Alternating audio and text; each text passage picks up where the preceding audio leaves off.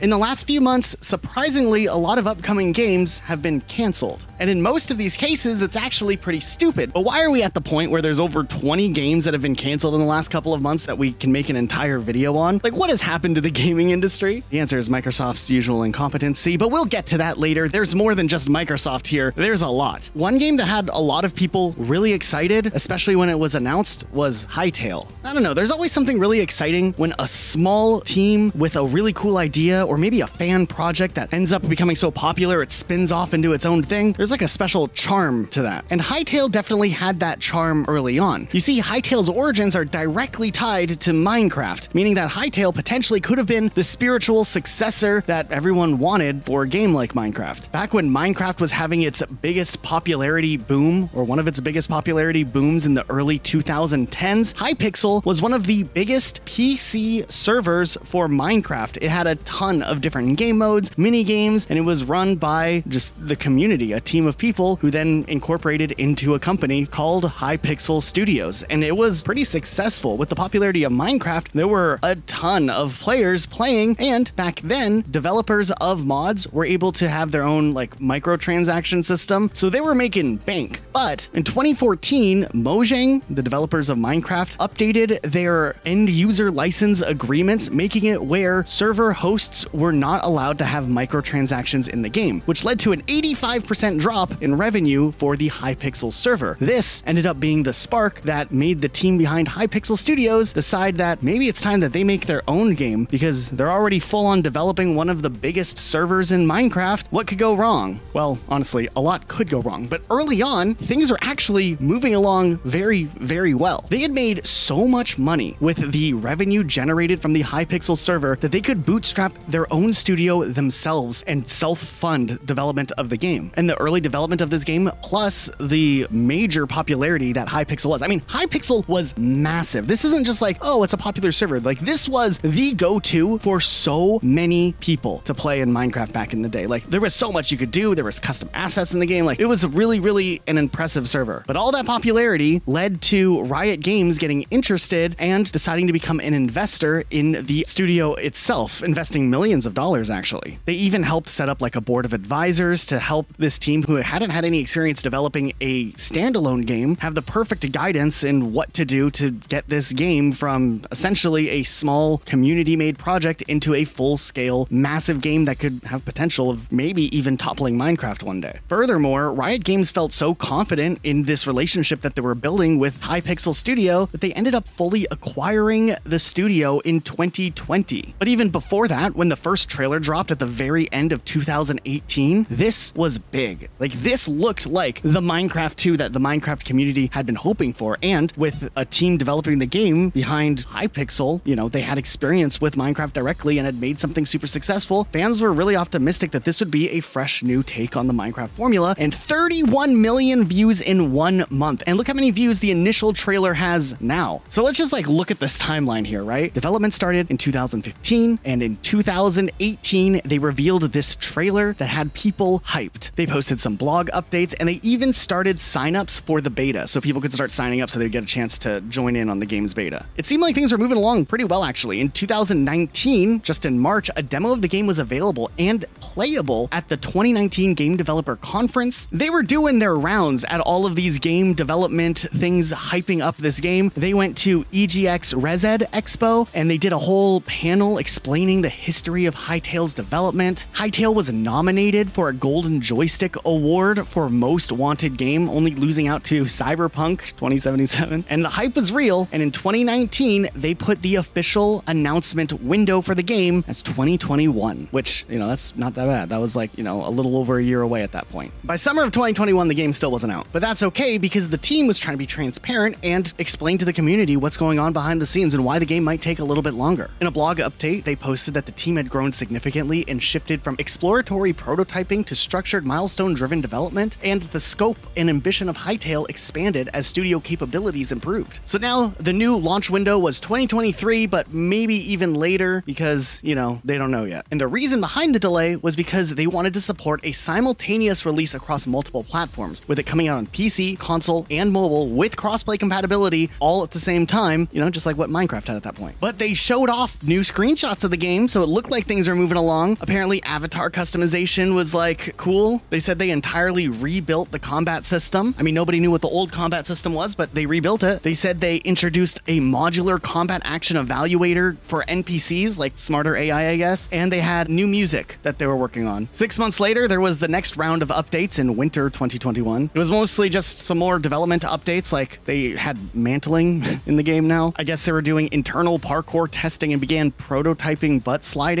That's what they put on their blog post. I don't know. They talked a bit more about combat, some world generation stuff, some more music, and then continuing with the trend of an update every 6 months or so. The next update would be in summer of 2022. Fans are eager, obviously, to finally get to play the game. They're eager to like beta test, maybe see when the game's coming out, you know, hoping, 2022 is getting kind of close to 2023. We should be seeing something at this point. I remember reading this update when it came out, thinking it was absolutely insanely wild, this play that they decided to pull out randomly in a blog post. They decided they were going to do a full engine reboot, both client and server side, switching the game to C++, moving away from Java C#.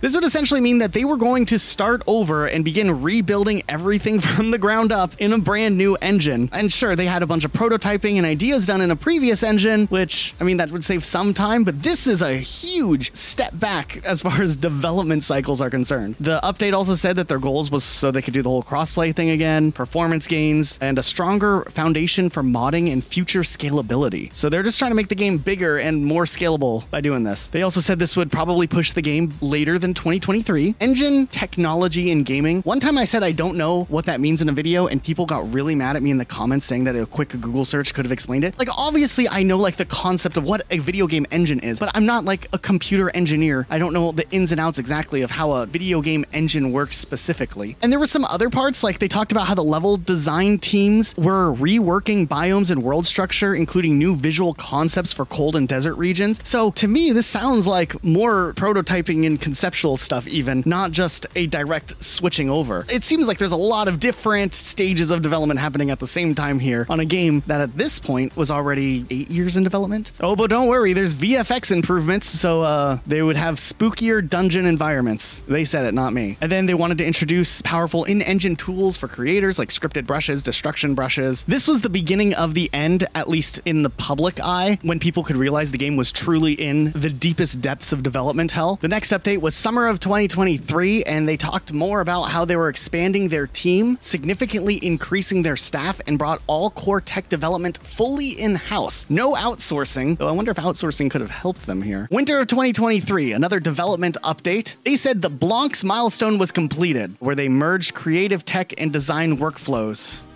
Okay. They did a recap of the journey that the engine has gone through, reaffirming that the custom engine rewrite was necessary, and now it's fully within the studio. They said that the team was now as robust as the engine, and they said that the pipelines are in place ahead of full engine porting. The next steps were to expand feedback loops for creator tools and competitive multiplayer modes in the coming year, and they showed off some more music. Sweet. These sounded like a bunch of just buzzwords to gaslight the community into thinking the game was making progress, when obviously things had really stalled out, and the shift to a brand new engine really, I think, put development of this game at big risk. There'd be 3 more updates before the game was officially announced as shut down. Let's see what those sounded like, and then we'll wrap this up real quick. I'm sorry this is taking so long, but holy shit, Hytale. The 2024 summer update was saying that in the first half of the year, they consolidated engine rewrite work, moving all departments into unified workflows. They also said that the engine transition was a success, and that they ported over gameplay mechanics and lighting.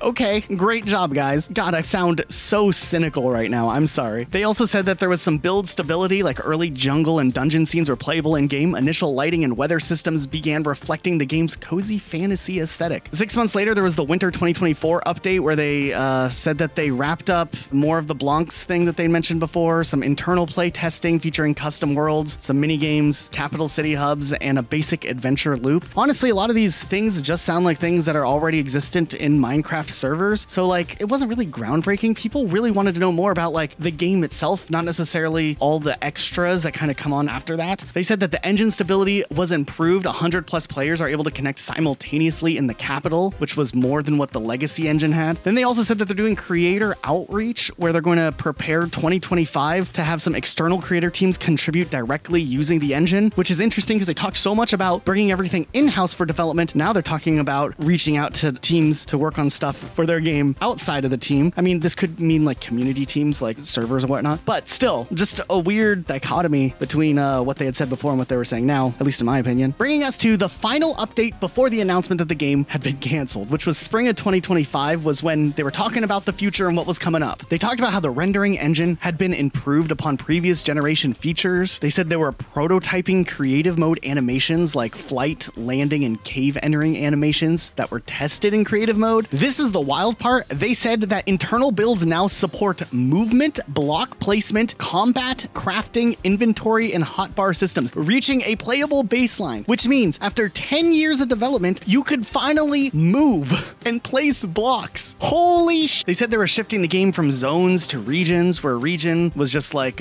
more biomes in like a little area. Okay. They showed off some like grasslands, and they talked about how they have plans for new regions that they want to work on in the future. They talked about some of the different creatures that they were going to have in the game. Cool. And then they listed out their roadmap for 2025, and they said that they're going to do some more internal play testing in creative adventure mode. Some combat and UX teams would, you know, do some internal test phases. They're going to test out things like cooking and smithing maybe. Then they said that the first external creator team would be coming soon. All right, bringing us to June 23rd of this year, when they announced that the game was canceled and the studio would be shutting down, citing as scalability, platform ambitions, and technical complexity outpacing progress. Just wasn't in the cards for the game to continue development, and that apparently Riot Games assisted in trying to find potential investors to support the game, but ultimately they ended up choosing closure. So I guess Riot Games didn't want to pump more money to keep the studio afloat after 10 years. There was definitely a lot of voices, both from the community and from former developers who had worked on the game, speaking their minds about what the hell happened behind the scenes and what they hoped for the future. Because while Hytale is dead in the water, there's still hopes in some regards to see if maybe Hytale could come back in some form. The co-founder of Hypixel and Hytale actually expressed his hope to buy Hytale from Riot Games and continue development, but in a leaner form, hoping to simplify the scope of the game, maybe do a PC-only type thing, and work on the legacy engine that they originally had worked on to move the game further along. He went as far as to say that any suggestions to use another game or engine is out of touch with what Hytale is supposed to be. Apparently, back in 2019, Hytale was a maximum of just 2 years away from PC launch, and the momentum was insane, but then the game expanded way too broadly. Another developer, Kevin Karstens, who was the former lead engineer, said that feature creep and internal mismanagement led to the breakdown of systems that were advanced early on, and another IT lead for Hypixel, Dev/Null, said that initially criticized internal leadership, stating that the issues were all internal and not due to Riot Games. He praised Riot's approach, suggesting executive missteps at Hypixel were what really were at fault for the game. It is crazy that if you look back at that initial trailer that had all those views, that game was relatively on its way into development, and then just choosing to axe everything to maybe one day make something bigger, make the sequel perhaps before the game was even out in the first place, really just shot themselves in the foot and set Hytale up not to make a good game, but to burn through all of the money that they had in reserve from the Hypixel days and from Riot Games investing money into the studio. Without anything to show for it, it's no real surprise that the game gets shut down when it seemed like in those last updates, it still was really, really far away from actually releasing. But what about that legacy version of Hytale? Maybe one day, but that's like a Hail Mary throw. I don't know. We've talked about this one enough. Let's go to another game. Did you know there was a new Titanfall game that was cancelled just this year? And no, it was not Titanfall 3. That was cancelled all the way back in 2017. This project was a Titanfall Extraction shooter that was known internally as Project R7. It was described as being in early stages of development and not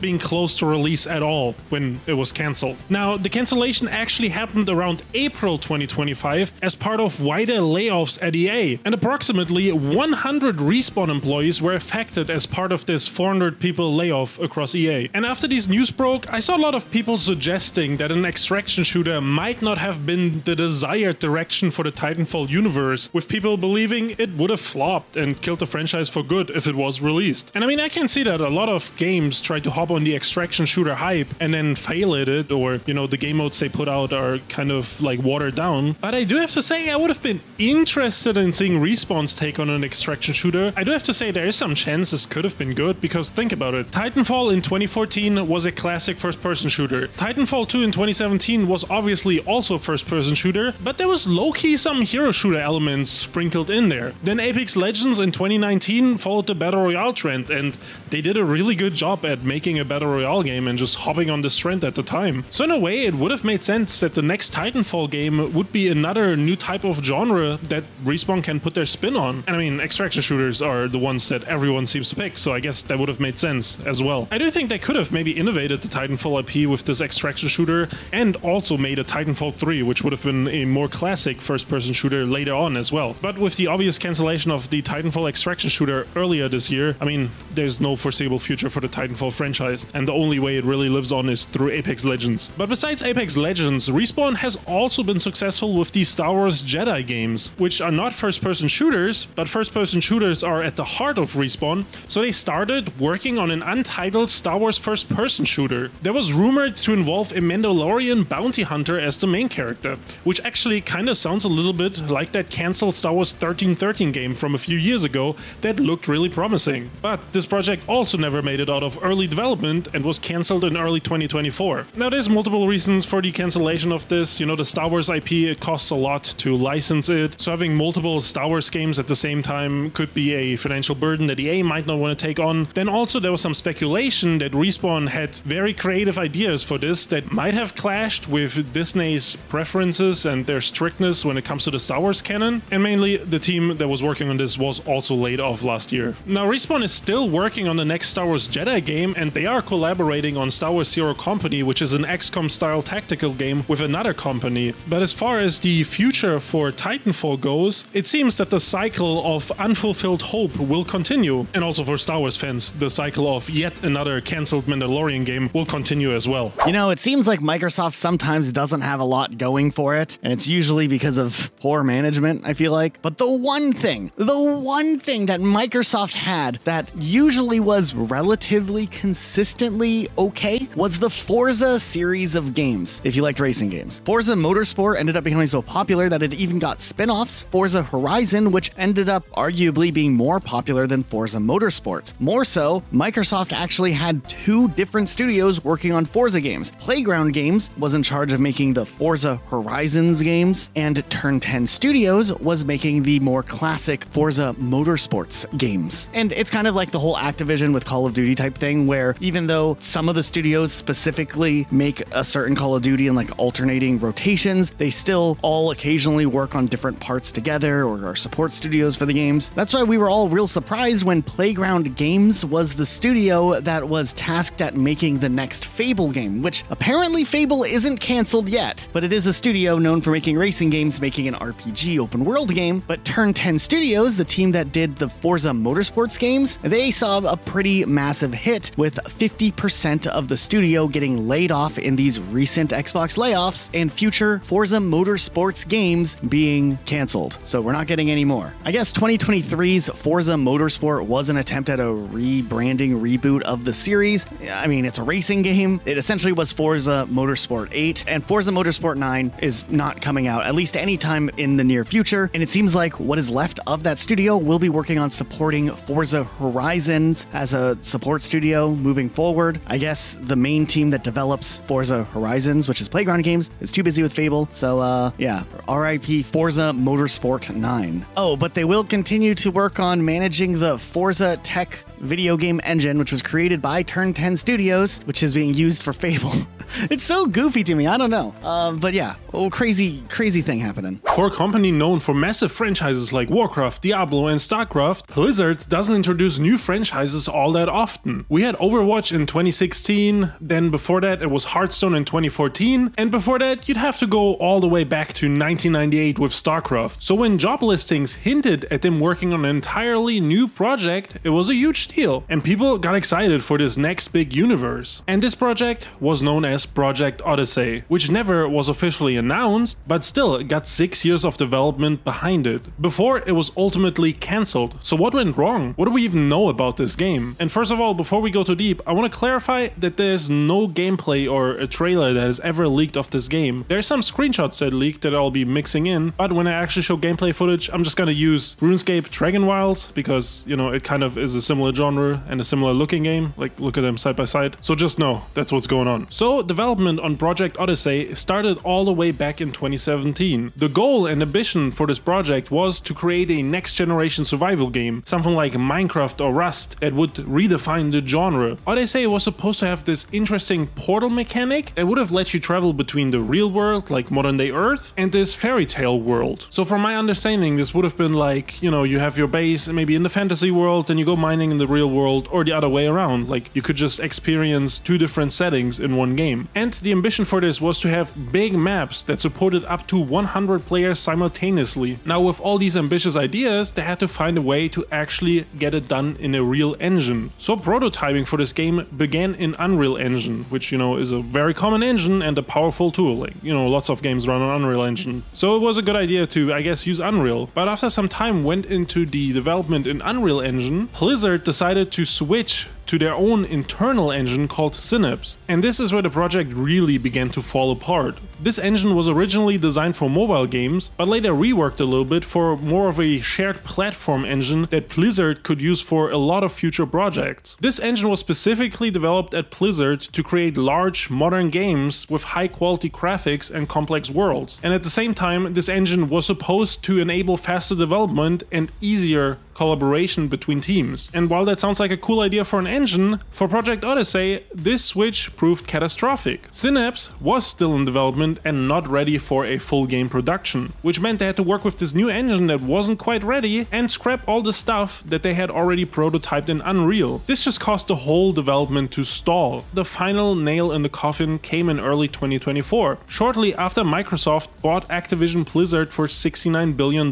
As part of a massive corporate reorganization, Microsoft announced widespread layoffs affecting nearly 1,900 employees, which meant that majority of the Odysey team was cut. I mean, from Microsoft's point of view, this was a new and troubled IP that still needed years of development before it would have been ready for a launch. Now, Microsoft could have tried switching back to Unreal Engine, but instead they just ended up shutting down the project entirely. And unless some of these Unreal Engine prototypes leak some point in the future, all we will ever see from this project is probably the concept art and some of the leaked screenshots. And no matter what, I don't think we'll ever get to explore the world of Odysey, even though it did sound like a cool concept. Now, there is a category of games we could spend a lot of time talking about, which are games that were like tested out in limited senses to the public and then were canceled. I think that's a good idea for a dedicated video. So if you want to see games that were so bad they got canceled during playtests, let us know. But there was a mobile game, Kingdom Hearts Missing Link, that was recently canceled. It was an attempt at making a mobile Kingdom Hearts game that would have taken place between Kingdom Hearts Union X and Kingdom Hearts Dark Road. Now, if you don't know the Kingdom of Hearts timeline, don't worry, nobody does. Quick side tangent, what the hell is the Kingdom Hearts timeline? I tried to figure it out for this video. We got Kingdom Hearts, then they did a Game Boy sequel game called Kingdom Hearts Chain of Memories, okay? Then Kingdom Hearts 2, which takes place a year after Chain of Memories. Then an episodic mobile game called Kingdom Hearts Coded that was like 8 episodes, but then was later remade for the Nintendo DS called Kingdom Hearts Recoded. Then there was Kingdom Hearts 358 divided by 2 days, but that game takes place in between Kingdom Hearts 1 and Kingdom Hearts 2. Then Kingdom Hearts Birth by Sleep was a prequel released on the PlayStation Portable, taking place 10 years before the first Kingdom Hearts game. Then, after years of people wanting Kingdom Hearts 3, we instead got Kingdom Hearts 3D, Dream Drop Distance for the 3DS. And this game specifically takes place after the events of Kingdom Hearts Recoded. There was Kingdom Hearts X, a browser game. Then they ported the browser game to mobile devices and called it Kingdom Hearts Unchained X. That then got rebranded multiple times before it got shut down. But before Kingdom Hearts 3 released, Square Enix was like, oh, we're gonna do a collection so that people can understand the timeline in one easy to follow method. And I can support that idea. The first collection was called Kingdom Hearts HD 1.5 Remix. In the 1.5 collection, there's Kingdom Hearts Final Mix, Kingdom Hearts Re-Chain of Memories, and Kingdom Hearts 358 divided by 2 days, but it's not a playable version of the game. Instead, it's the story adapted into a 2-hour and 50-minute long cinematic retelling of the events so that you know what happened. They then followed that up with Kingdom Hearts HD 2.5 Remix, and in this collection, they had Kingdom Hearts 2 Final Mix, Kingdom Hearts Birth by Sleep Final Mix, and then Kingdom Hearts Recoded adapted into a cinematic retelling of the events there. But then, in the credits of the HD 2.5 Remix, clips from Kingdom Hearts 3D Dream Drop Distance were also included that hints at another collection possibly coming out. So they did Kingdom Hearts 1.5 HD Remix, Kingdom Hearts 2.5 HD Remix. They followed that up with Kingdom Hearts HD 2.8 Final Chapter Prologue. Jesus Christ. Okay, so this time it has a high definition remaster of Kingdom Hearts 3D Dream Drop Distance. It has a Kingdom Hearts 0.2 Birth by Sleep, a fragmentary passage, which essentially takes place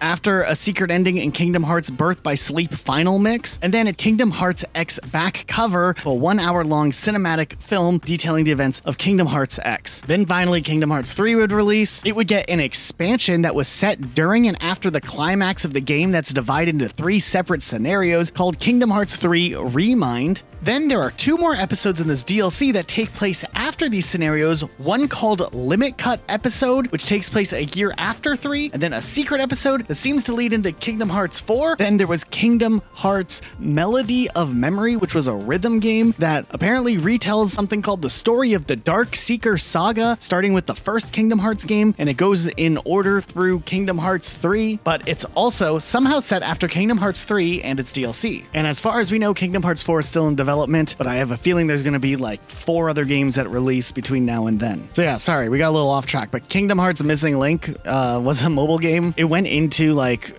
closed beta. It got delayed multiple times, and then finally the game ended up getting canceled, with the development team stating that it would be difficult to offer a service that would satisfy players over a long period of time. So one less confusing link to try to follow with the Kingdom Hearts lore, I guess. In July of 2023, EA announced a multi-time long-term collaboration with Marvel that was gonna include multiple games. And with that, they announced 2 single-player games coming. The first one was gonna be an Iron Man title that is currently still in development, and the other one was a Black Panther single-player game. And with recent successes of single-player superhero games like Spiderman on the PlayStation, people were really excited for both these games. And in the last couple of years, it kind of seemed like a lot of studios are gonna go with the single-player superhero games, like there's the Wolverine game in the works, or there was a Wonder Woman single-player game in the works at Warner Bros, which we'll get to right after. But the main point is, a lot of companies were betting on single-player superhero games. So this Black Panther game wasn't just a quick cash grab, it was supposed to be a proper single-player open-world third-person action game, set in the futuristic setting of Wakanda, like you're gonna be in the city for most of the game. Also, before I get into more details with this story, there is no footage of this Black Panther game, so I'm just gonna use the Marvel's Avengers gameplay and, you know, find some gameplay of the Black Panther in it. So this gameplay is not what this game was supposed to be like, but there's literally only this logo.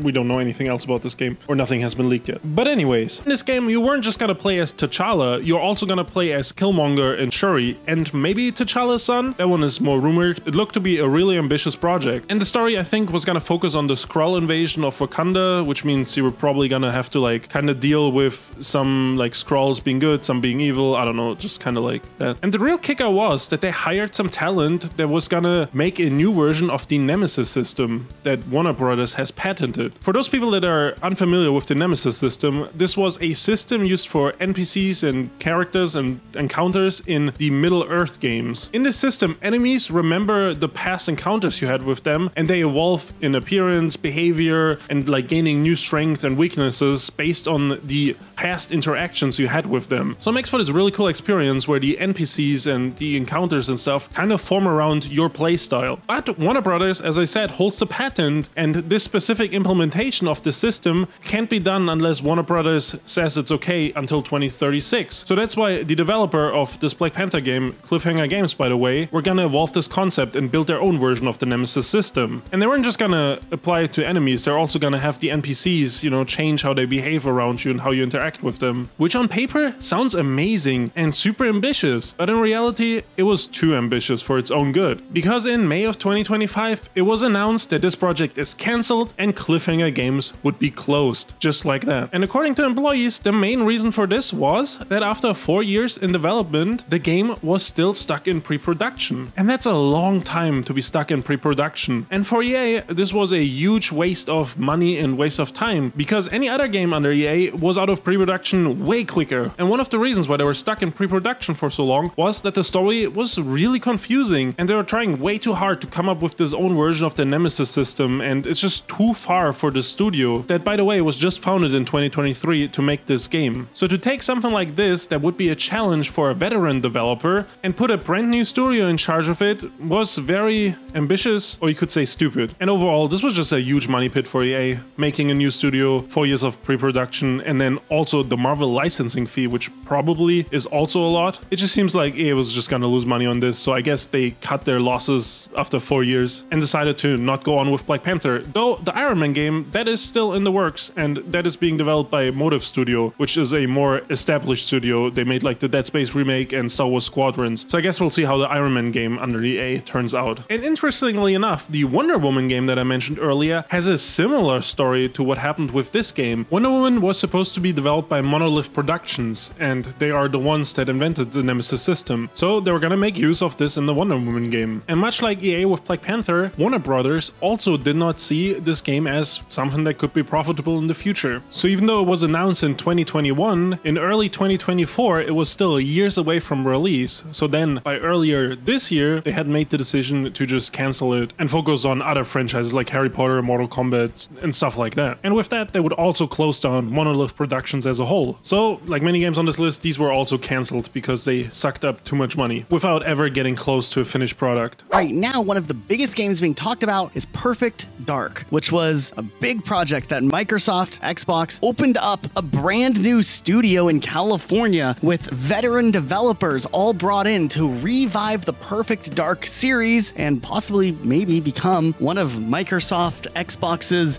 biggest series that they had under their belt. Interestingly enough, right before they announced Perfect Dark was canceled, the day before, literally the day before, Luke and I uploaded a video talking about games, and we were kind of confused why Perfect Dark hadn't had any updates in a while. Like, the game had been in development hell, obviously, and we were speculating that the game, if it released, would not be good. Next day, it was canceled. So yeah, we've talked about Perfect Dark to death, but like, what exactly is Perfect Dark? I feel like, despite the fact that everyone talks about how great Perfect Dark is, nobody knows what Perfect Dark is. Well, lucky for you guys, when I was a kid, Perfect Dark was one of my favorite games on the Nintendo 64. So unlike a bunch of YouTubers who talk about Perfect Dark because like they know it's a historically significant game, but they don't actually know the ins and outs of the game and why it was special, not only do you have me, Elijah, the #1 Perfect Dark fan, I want to say I have a little bit of insight as to why I think the new Perfect Dark reboot was doomed from the start. We'll go quick through it because we talk about Perfect Dark a lot, it seems like. But here's the deal. All the way back in the day, GoldenEye released. It was a James Bond game made by Rareware, based on the movie, and it was on the Nintendo 64. It was a huge deal. It was split-screen multiplayer. It was like one of the first big console first-person shooter games. The multiplayer was massive. The game single-player was awesome too. This was the first first-person shooter game I ever played as a very young kid. I definitely was too young to play this, but my older brothers had it, and I played it with them. So of course, with the success of GoldenEye, there's gonna be more Bond games made, especially with more movies coming out, but Rareware was outbid by EA when it came time to renew the license for James Bond. So with Rare not able to make the next Bond game, they spun off and made Perfect Dark, which essentially is like the spiritual sequel to GoldenEye, and it evolved GoldenEye in every way. And it's still released on the Nintendo 64, so it's like a very, very impressive Nintendo 64 game that came out before the likes of Halo, for example. The game took place,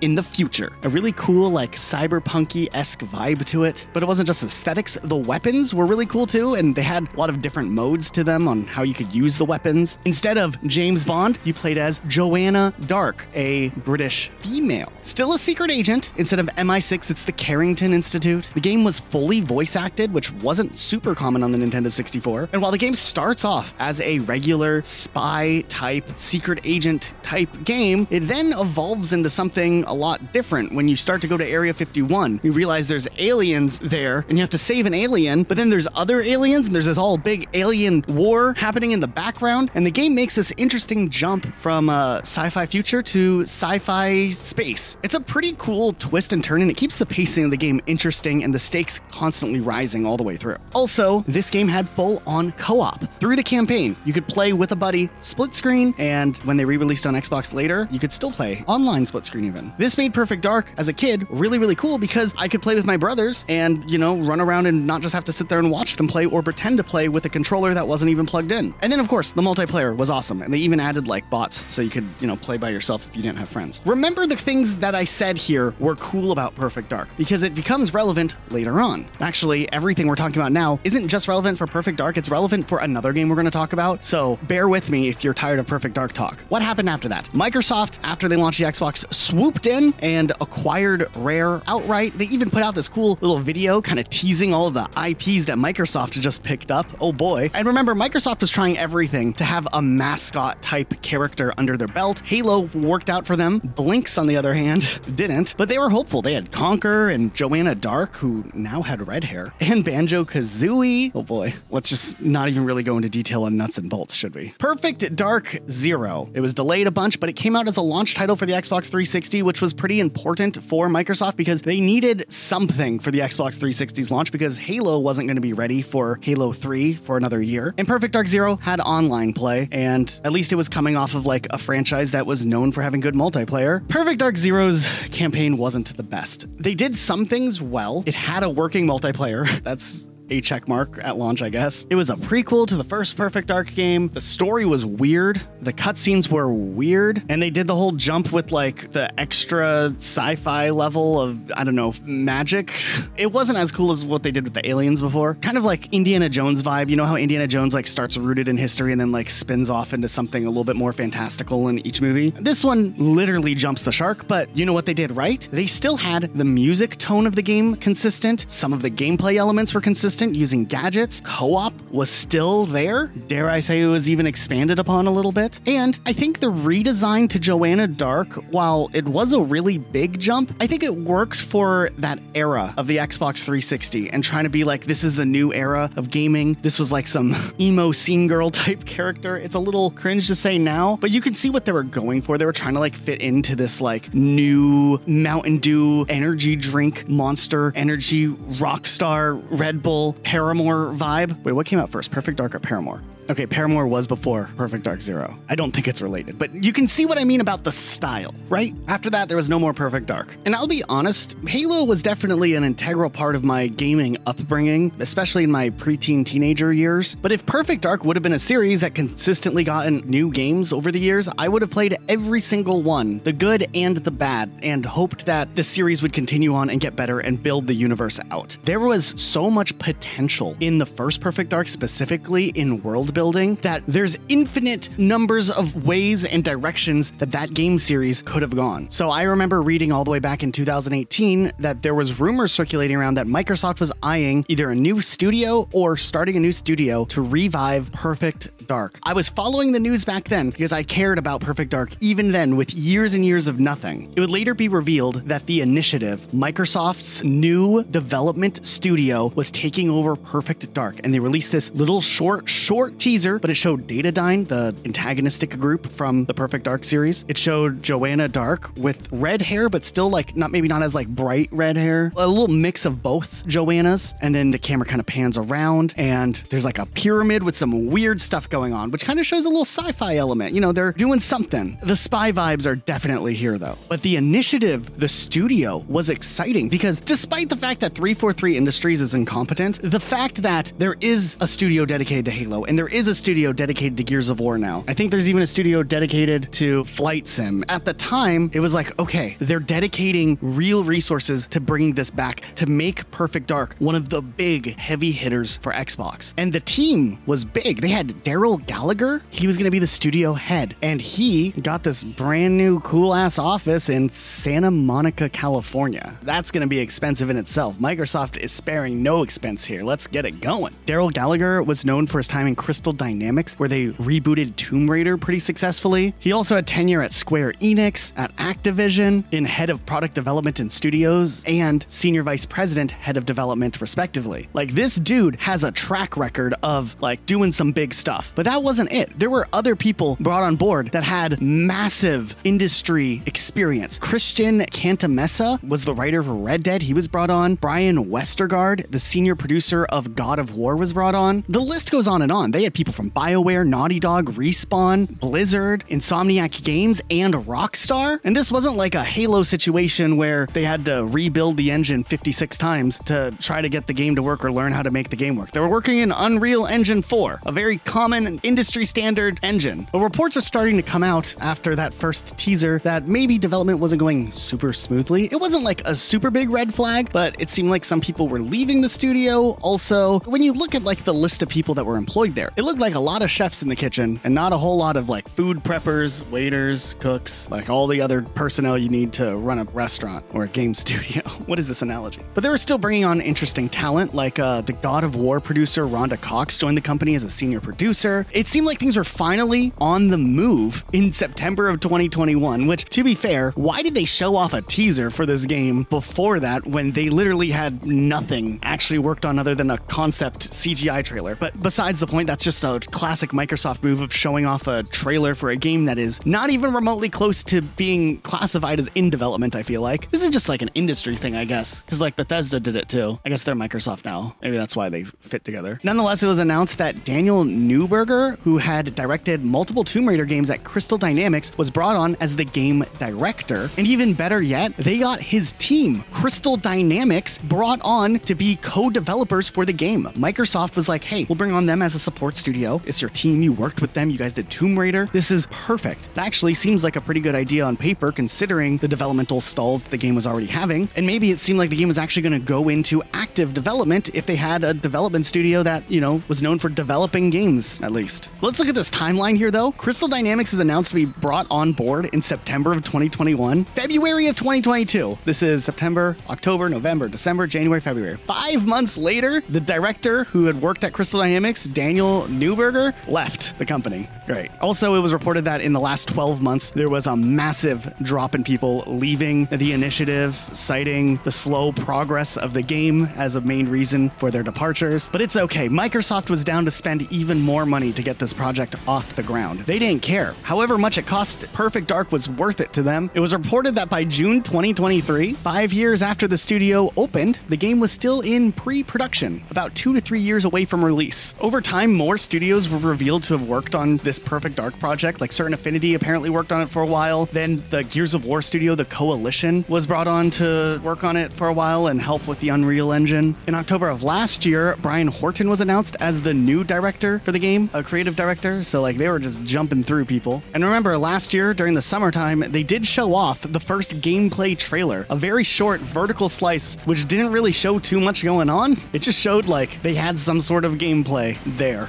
that existed. That was interesting to me. There's some lines of dialogue, which obviously this game was a reboot, which already in itself, I didn't think they should have done a reboot. I think they could have just done a new story in the timeline and expanded the lore, but whatever, they wanted to reboot it, that's fine. It seemed like it was rehashing some of the elements of Perfect Dark Zero, because Daniel Carrington is kind of like not a character that Joanna Dark is familiar with based on the little bit of dialogue we saw. And in the first Perfect Dark game, they're like homies. So they were already like redoing some of the timeline stuff with Perfect Dark Zero's plot, which I don't know why. It was also revealed at that time that the game was a single-player experience, so there was going to be no co-op, which most people didn't talk about because I don't think most people played the original Perfect Dark. I mean, the game was popular back in the day, but a lot of people reporting on it, I guess, forgot that co-op was a big thing in those Perfect Dark games. I noticed. I was very upset about it. What's the point of doing a Perfect Dark game without co-op? It's like Halo not having co-op. And then, of course, a few days ago, at the time of recording this, it was announced that the initiative would be closed, the development in the project would stop, and that was disappointing. The actors who were playing those characters that were going to be in Perfect Dark were actually pretty disappointed. They even posted about it and about how this is like a big blow to them financially, but also they worked hard on doing the role, and it's a shame to like work on something that never will see the light of day. Some of the former developers even said that the game that was showed at that Xbox Game Showcase, that demo, wasn't a scripted demo. Like the gameplay systems were there and playable, though the game was still in a very early stage, which just says a lot about the progress that this game had made. I am so disappointed with the way Perfect Dark was handled. I'm not disappointed that it was canceled. I'm disappointed that everything led to where it was now, because it wasn't going to be a good game. Like, I am pretty sure based on what was shown off, the timeline of development, this wasn't going to be a good game, unfortunately. But the whole thing could have been avoided if Microsoft would had, you know, maybe looked more into what was going on at the studio. They always,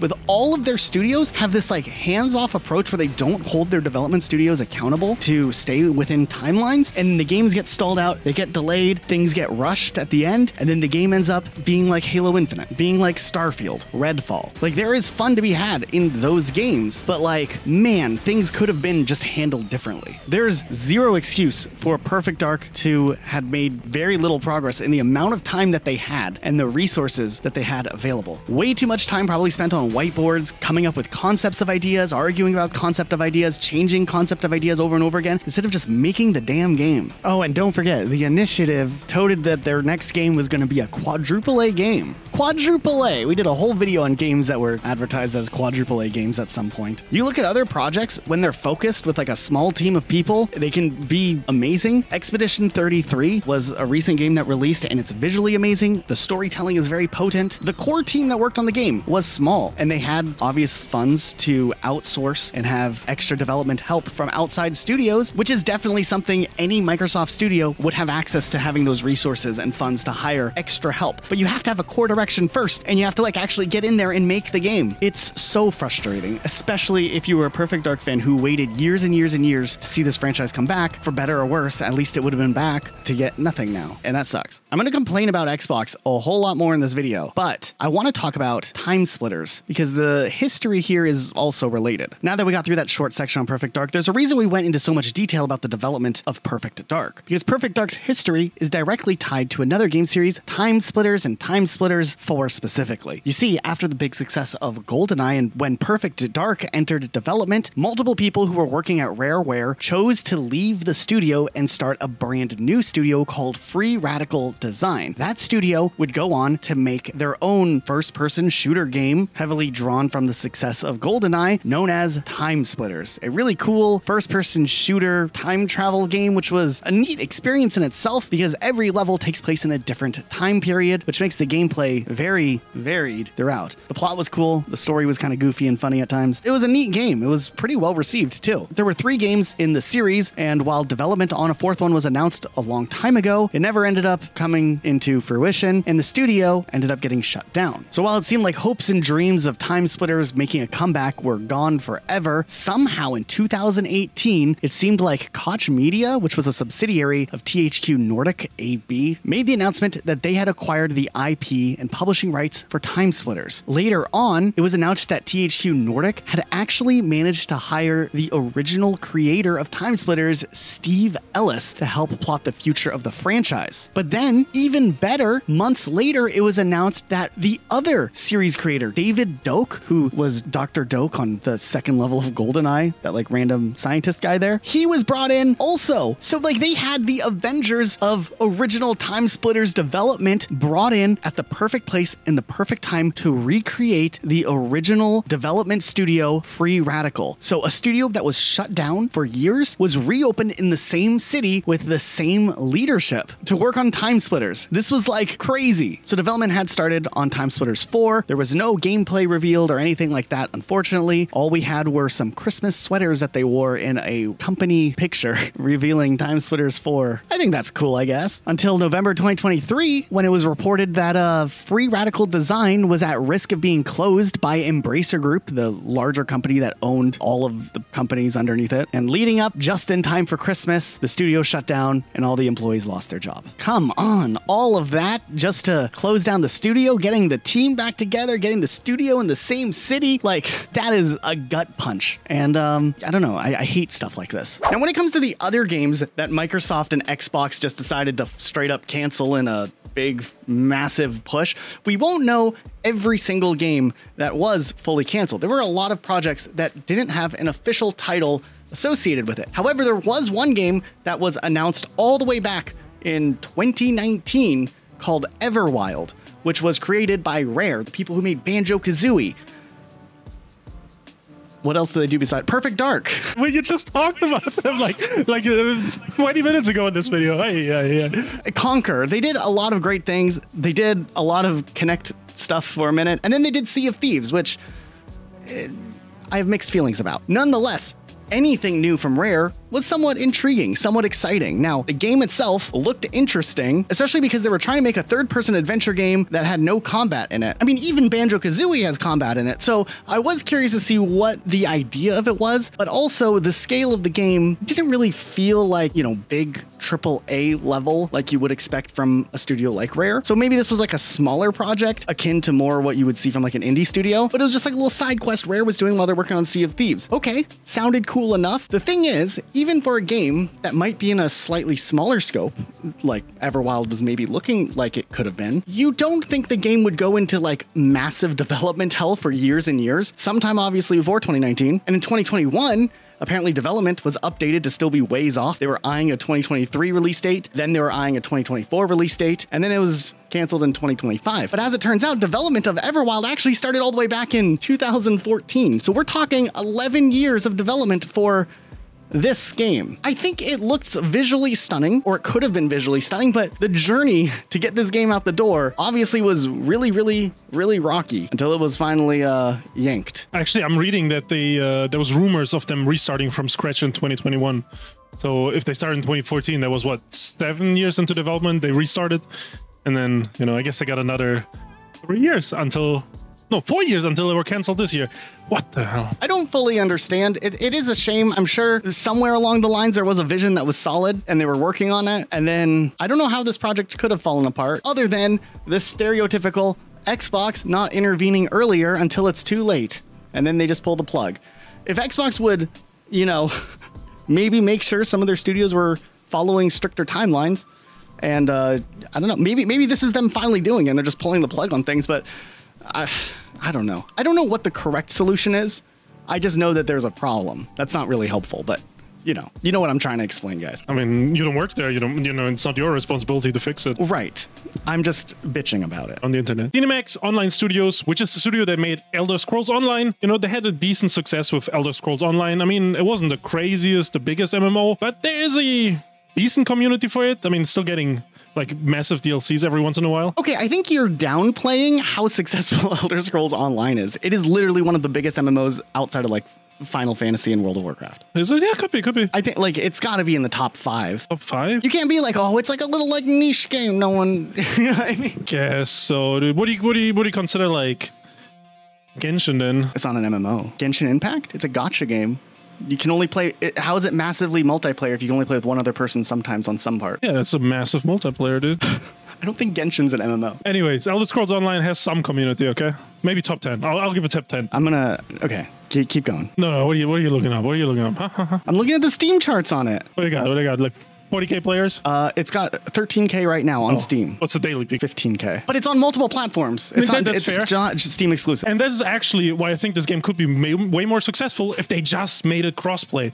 But they have not made it crossplay after all these years, which is actually insane to me. That is true, I agree. But this is not about Elder Scrolls Online. This is about another MMO that they were developing called Project Blackbird. We don't know much about this, but this was also cancelled recently during the Microsoft layoffs that just happened. This was supposed to be a sci-fi MMO. They were planning on making a third-person Destiny competitor, like a looter shooter. That sounds ambitious. Like rivaling a game like Destiny, because, you know, not a game has... I mean, Destiny is not in the greatest spot ever, but, you know, at least it's the top of the chain, I think, for those types of games. It could have been nice to see some game try to compete directly with Destiny, I think.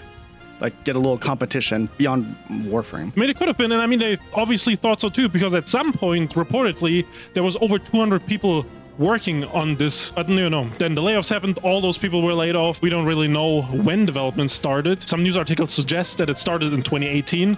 So that would have been another like project that was canceled after many years of nothing. You know, we've never seen this. We don't know what this looked like. It's just another like long-term Xbox project that led nowhere, that they probably spent millions and millions of dollars on, like hundreds of millions of dollars on. Yeah, it was probably just Xbox trying to replicate all the success they must be getting from Fallout 76. Yeah, you know.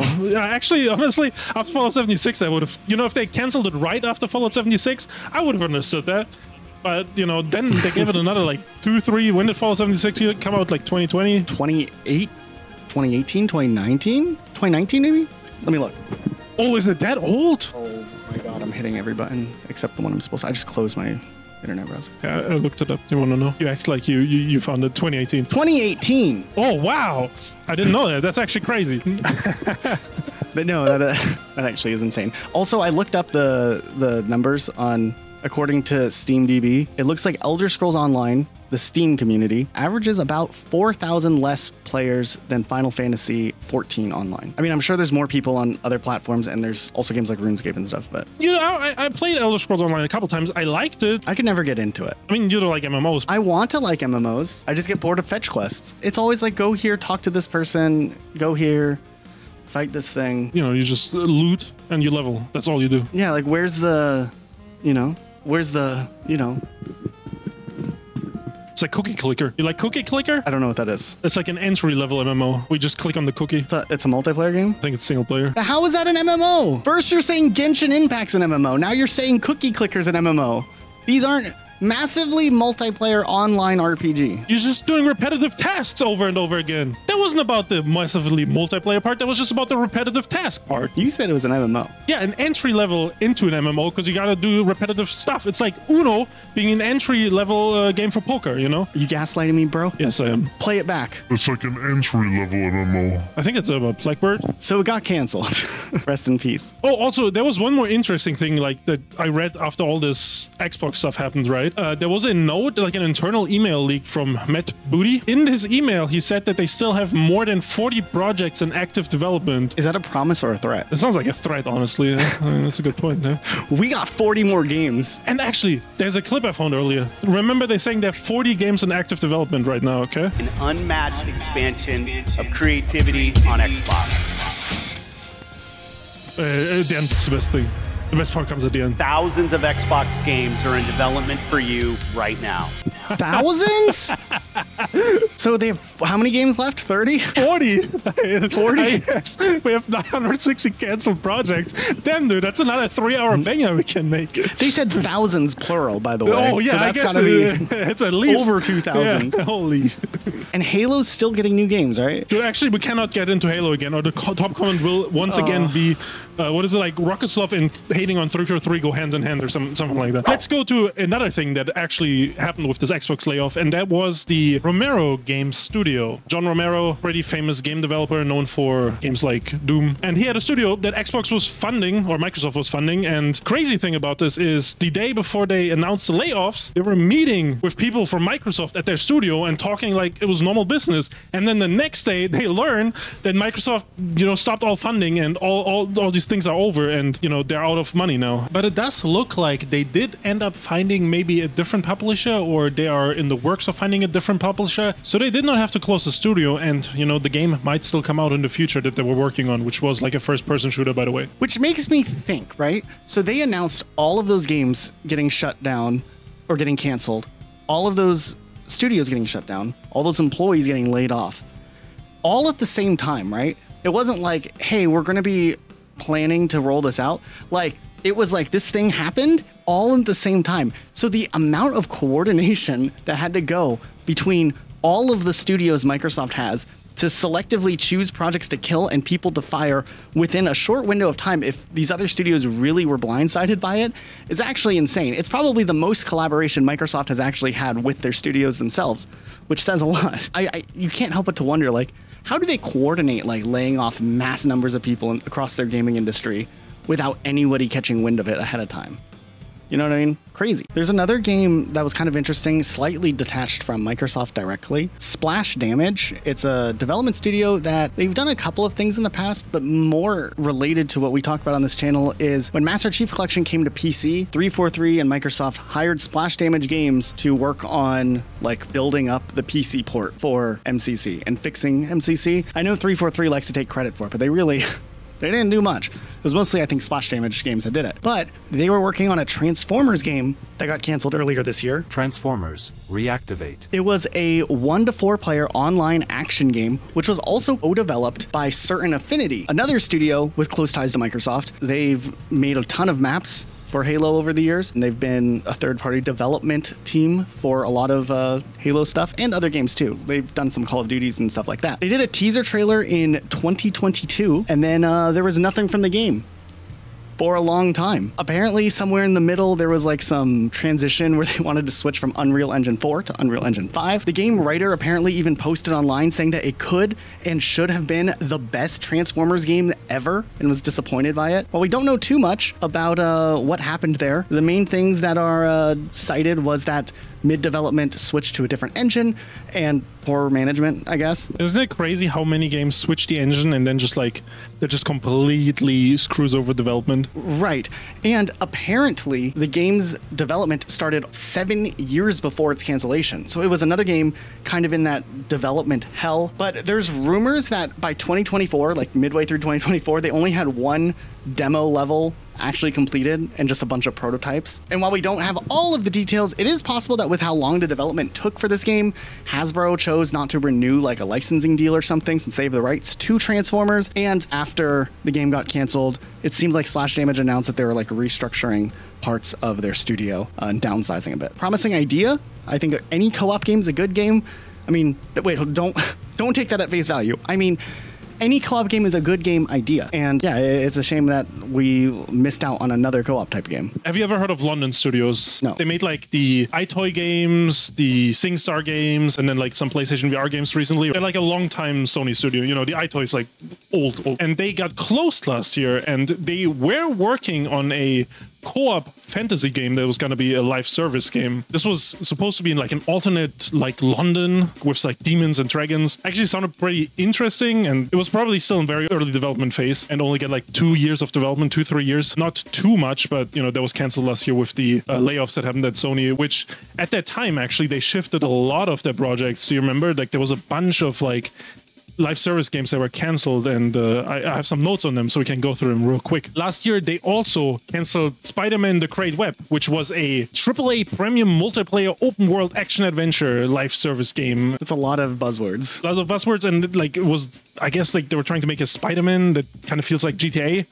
with like a multiversal storyline. You were able to like play like all the different characters. Like you were gonna be able to play like Spider-Gwen, you know, all that stuff. I don't think you were able to play Spider-Gwen yet in the Spider-Man games, right? I don't think so. I think you only play as Spider-Man and Miles Morales and maybe Venom. There actually was a leaked trailer in 2023, like a full trailer that leaked. I don't know if we can show it. You know, it's a leaked trailer, so maybe we can't. But just imagine there's like a bunch of Spider-Man characters like rampaging around, swinging around and stuff, and just in multiplayer form. Now, the reason they canceled this is actually pretty smart, you know. They had concerns that this would consume a lot of Insomniac's resources, right? Because Insomniac was developing it, and that it would impact like the longevity of the single-player Spider-Man games. Because if they release like a watered-down multiplayer game, maybe people won't be as excited for the next Spider-Man single-player game. Which, I mean, that is a pretty smart decision. I also have to say, after watching the leaked trailer, in a weird way, it reminded me of Suicide Squad Kill the Justice League, and I do not like that. There was a God of War multiplayer game. I don't know if we talked about that, but that was canceled in January of this year. So I don't think we talked about the cancellation yet. We don't quite know what this would have been like, because that sounds pretty crazy. A God of War live service game. I don't even know. This was supposed to be developed by Bluepoint, who made like the Demon's Souls remake. Overall, they made the decision here that this probably would have not been good for the God of War franchise overall. So they canceled it. There was another game that was going to be live service from Twisted Metal. It doesn't have a name yet. Some people suggest it would have been a Battle Royale. It was canceled in March of this year. There was some footage that leaked online. One more thing that was canceled was a unannounced project by Bend Studios, who are the people who made Days Gone. So maybe it would have been a Days Gone live service game. Not sure, but they were hit with layoffs as well, and then the project was cancelled. Honestly, I think after Concord's failure, Sony like reevaluated all their live service stuff. Did you know they had a plan to launch like 10 live service games by 2025 or something? That's insane. There's got to be like some sort of like realization that happens across the industry with Concord, and you could say X-Defiant too, because like look at all the stuff Ubisoft canceled last year. That they were cooking up also. It's interesting because these big studios are seeing things, but there's also a lot of small projects that got canceled as well. There was a game called Earthblade, which was being developed by Extremely OK Games. It was supposed to be a platformer, kind of like Celeste. Development apparently started back in 2019, but it was announced in 2021. They showed it off at the Game Awards in 2022, and while it was originally planned to release in 2023, 2024 rolled around, it was pushed again. The game apparently struggled with their expectations, and apparently there was developer burnout, and by January of this year, they ended up to formally announce the cancellation of Earthblade. And there was a new life simulator game which was aiming to rival The Sims, which was actually being led by Rod Humble, the former lead from EA of The Sims itself. The game is called Life by You. It's one of those things where it's like a game franchise that hasn't had a new game in a long time, but people really love. If another studio comes in and does it better, you know, it's like that popularity is up for the taking. It was teased in 2023. There was initially supposed to be this early access window. It kept getting pushed back over and over and over again until finally the game ended up getting canceled indefinitely, leading to a $19.2 million write-down and 90% drop in Q2 profits for the publisher Paradox Interactive. So, you know, lots of games, they switch the engine, it screws over development. And one that actually massively was screwed over was Football Manager 25. They always used this, like, you know, sports engine they came up with years ago and then like evolved it, but they were gonna switch to Unity. You know, they hyped it up as this like big thing, and it was originally supposed to release in November 2024, which, you know, makes sense. You release a game with the year 25, you know, the year before. That's how sports games work. But then it was delayed to March 2025. In February, 1 month before the supposed release, Sega and Sports Interactive officially announced that Football Manager 25 was cancelled. But I mean, there's gonna be a Football Manager 26 allegedly, which probably is just gonna be 25 with an asterisk. I have one more thing we should talk about. Not a game, but it was canceled recently. Akon City. Oh, dude, not Akon City. If you guys didn't know, Akon City was announced in 2018 to be this big $6 billion eco-friendly crypto-powered city in Africa. It was advertised as a real-life Wakanda, so that's interesting. It was supposed to have skyscrapers, hospitals, a university, solar-powered and blockchain-based economy using Akon's Acoin cryptocurrency. Apparently, groundbreaking started August of 2020, and they started building a welcome center that never finished. It kept getting delayed, and finally, just this last month, they announced the project has been canceled. Rest in peace there. Acoin's value did collapse. It was all the way up to 15 cents at one point, but now it's like a couple hundredths of a cent. This just sounds like a really elaborate rug pull. I mean, the concept art for it was interesting. It looked like an Overwatch map. It did look like an Overwatch map, that's true. Why didn't they make Akon City in Overwatch 3? They did say they were going to go back to PvE experiences too for Overwatch. Dude, it's the Akon City. It's going to be in the metaverse instead, not a rug pull. I feel good about our list. Let us know how we did. If we missed a game that you wanted us to talk about, let us know in the comments down below. Also, if you have suggestions for other videos you'd like to see us cover, let us know. Huge thank you to our patrons and our YouTube members making these videos possible. If you want your name on the screen, check out our Patreon or our YouTube members. That'd be cool. And subscribe for new content, especially if you're on TV. It takes like 2 extra clicks. I know it's a pain, but you'll get more videos from us. And it helps us too, because we are on our way. One day we might hit 400,000 subscribers. That'd be cool. So, okay. Thanks so much for watching. We'll see you guys next time with a new video.